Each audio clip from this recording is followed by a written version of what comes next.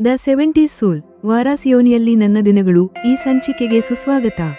ಜೀವನದ ಅತ್ಯಂತ ಸುಂದರ ಮತ್ತು ಆಳವಾದ ಕಥೆಗಳು ಹೆಚ್ಚಾಗಿ ನಮ್ಮ ಸ್ವಂತ ಅನುಭವಗಳ ಧೂಳಿನ ಪದರಗಳ ಅಡಿಯಲ್ಲಿ ಅಡಗಿರುತ್ತವೆ. ಇಂದು ಲೇಖಕ ರಾಜೇಶ್ ಚಂದ್ರಾನಿ ಮದನ್ಲಾಲ್ ಜೈನ್ ಅವರು ನಮ್ಮನ್ನು ತಮ್ಮ ಭೂತಕಾಲದ ನೆನಪುಗಳ ಗ್ಯಾಲರಿಗೆ ಕರೆದೊಯ್ಯುತ್ತಿದ್ದಾರೆ. ಇದು 48 ವರ್ಷಗಳ ಹಿಂದಿನ ನೆನಪು, ಜಬಲ್ಪುರ್ ಇಂಜಿನಿಯರಿಂಗ್ ಕಾಲೇಜಿನ ದಿನಗಳನ್ನು ನೆನಪಿಸುತ್ತದೆ. ಆದರೆ ನಿಜವೆಂದರೆ ಇದು ತಂದೆಯ ಮೌನ ಪ್ರೀತಿ, ಮಗನ ಬಗ್ಗೆ ಅವರಿಗಿದ್ದ ಹೆಮ್ಮೆ ಮತ್ತು ವಿದಾಯ ಹಾಗೂ ಮತ್ತೆ ಭೇಟಿಯಾಗುವ ಆಸೆಗಳು ಒಟ್ಟಿಗೆ ಮಿಡಿಯುವ ಆ ವಿಚಿತ್ರ ಕ್ಷಣದ ಕಥೆ.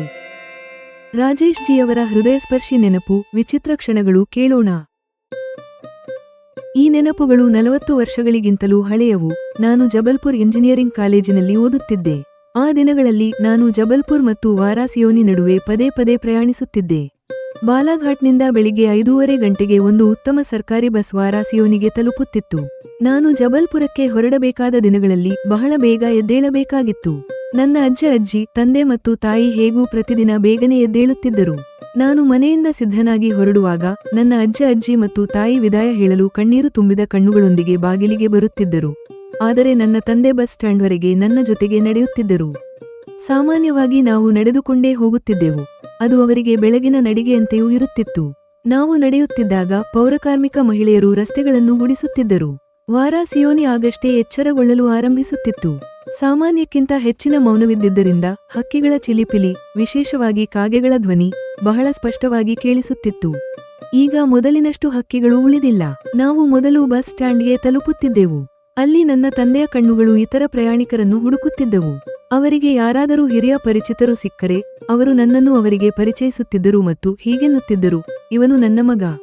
ಇವನು ಜಬಲ್ಪುರದಲ್ಲಿ ಇಂಜಿನಿಯರಿಂಗ್ ಓದುತ್ತಿದ್ದಾನೆ. ಅವನು ಈಗ ಅಲ್ಲಿಗೆ ಹೋಗುತ್ತಿದ್ದಾನೆ. ಅಂತಹ ಪರಿಚಯದ ನಂತರ ಅವರು ನನ್ನನ್ನು ಹಿರಿಯರೊಬ್ಬರ ಮೇಲ್ವಿಚಾರಣೆಯಲ್ಲಿ ಒಪ್ಪಿಸಿದ್ದಕ್ಕಾಗಿ ಮತ್ತು ಪ್ರಯಾಣದ ಸಮಯದಲ್ಲಿ ನನಗೆ ಯಾವುದೇ ತೊಂದರೆಯಾಗುವುದಿಲ್ಲ ಎಂದು ನೆಮ್ಮದಿ ಅನುಭವಿಸುತ್ತಿದ್ದರು. ನಾನು ಆಗಾಗ್ಗೆ ಒಂದು ವಿಷಯವನ್ನು ಗಮನಿಸುತ್ತಿದ್ದೆ. ಅವರು ಇಂಜಿನಿಯರಿಂಗ್ ಎಂಬ ಪದವನ್ನು ಬಹಳ ಹೆಮ್ಮೆ ಮತ್ತು ಆಳವಾದ ಭಾವನೆಯಿಂದ ಉಚ್ಚರಿಸುತ್ತಿದ್ದರು. ನಂತರ ಬಸ್ಗಾಗಿ ಕಾಯುವ ಸಮಯ ಬರುತ್ತಿತ್ತು. ಆ ಮೌನದಲ್ಲಿ ಅವರು 1 ಕಿಲೋಮೀಟರ್ ದೂರದಿಂದ ಬರುವ ಬಸ್ನ ಧ್ವನಿಯನ್ನು ಗುರುತಿಸುತ್ತಿದ್ದರು ಮತ್ತು ನನಗೆ ಲಗೇಜ್ನೊಂದಿಗೆ ಸಿದ್ಧವಾಗಿರಲು ಹೇಳುತ್ತಿದ್ದರು. ಬಸ್ ನಿಂತಾಗ ಹಿಂಭಾಗದ ಸೀಟುಗಳು ಬಹಳಷ್ಟು ಜರ್ಕ್ ನೀಡುತ್ತಿದ್ದ ಕಾರಣ ನನಗಾಗಿ ಮುಂದಿನ ಸೀಟನ್ನು ಹಿಡಿಯಲು ಅವರು ಬೇಗನೆ ಒಳಗೆ ಹೋಗುತ್ತಿದ್ದರು. ನಾನು ನನ್ನ ಬ್ಯಾಗ್ಗಳೊಂದಿಗೆ ಕುಳಿತ ನಂತರ ಅವರು ಕೆಳಗಿಳಿದು ಕಿಟಕಿಯ ಹತ್ತಿರ ನಿಲ್ಲುತ್ತಿದ್ದರು. ಅವರು ನನಗೆ ವಿದಾಯ ಹೇಳಲು ಅಲ್ಲಿಗೆ ಬಂದಿದ್ದರು. ಆದರೆ ಬಸ್ ಹೊರಡುವ ತಯಾರಿಯಲ್ಲಿದ್ದಾಗ ಅವರ ಹೃದಯವು ಕರಗುತ್ತಿರುವುದನ್ನು ನಾನು ಗಮನಿಸುತ್ತಿದ್ದೆ. ಅದೊಂದು ವಿಚಿತ್ರ ಕ್ಷಣವಾಗಿತ್ತು. ಅವರು ನನ್ನನ್ನು ಜಬಲ್ಪುರಕ್ಕೆ ಕಳುಹಿಸಬೇಕಾಗಿತ್ತು, ಆದರೆ ನನ್ನನ್ನು ಕಳುಹಿಸುವುದು ಅವರಿಗೆ ಬೇಸರ ತರಿಸುತ್ತಿತ್ತು. ಬಸ್ ಮುಂದೆ ಸಾಗುತ್ತಿದ್ದಂತೆ ಅವರ ಹೆಜ್ಜೆಗಳು ಮನೆ ಕಡೆಗೆ ಮರಳುತ್ತಿದ್ದವು. ನಾನು ಅವರು ಬಹಿರಂಗವಾಗಿ ಅಳುವುದನ್ನು ಬಹಳ ವಿರಳವಾಗಿ ನೋಡಿದ್ದೆ. ಅವರು ಇಂತಹ ಪ್ರತಿಯೊಂದು ಸಂದರ್ಭದಲ್ಲೂ ಮೌನವಾಗಿ ಅಳುತ್ತಿದ್ದರು ಎಂದು ನನಗೆ ಈಗ ಅರಿವಾಗುತ್ತಿದೆ. ನಮ್ಮ ಇಡೀ ಜೀವನ ಇಂತಹ ವಿಚಿತ್ರ ಕ್ಷಣಗಳಿಂದ ತುಂಬಿರುತ್ತದೆ. ನೀವು ಈಗ ರಾಜೇಶ್ ಜಿಯವರ ನೆನಪು, ವಿಚಿತ್ರ ಕ್ಷಣಗಳು ಕೇಳಿದ್ದೀರಿ. ತಂದೆಯ ಮೌನ ಪ್ರೀತಿ, ಬಸ್ ಕಿಟಕಿಯ ಹತ್ತಿರ ನಿಲ್ಲುವುದು ಮತ್ತು ಹೆಮ್ಮೆಯಿಂದ ಇಂಜಿನಿಯರಿಂಗ್ ಪದವನ್ನು ಉಚ್ಚರಿಸುವುದು, ಇವೆಲ್ಲವೂ ನಮ್ಮ ಪೋಷಕರ ನುಡಿಯದ ತ್ಯಾಗಗಳನ್ನು ನಮಗೆ ನೆನಪಿಸುತ್ತವೆ.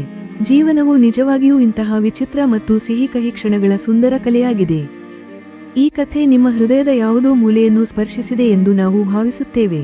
ಏಟ್ರಿಯಾ ಎಸ್ ಆಂಬಿಷನ್ಸ್ ನಲ್ಲಿ ನಮ್ಮೊಂದಿಗೆ ಸೇರಿದ್ದಕ್ಕಾಗಿ ಧನ್ಯವಾದಗಳು. ಇನ್ನಷ್ಟು ಇಂತಹ ಕಥೆಗಳಿಗಾಗಿ ನಮ್ಮೊಂದಿಗೆ ಸಂಪರ್ಕದಲ್ಲಿರಿ. ಸಾದರ ಪ್ರಣಾಮ.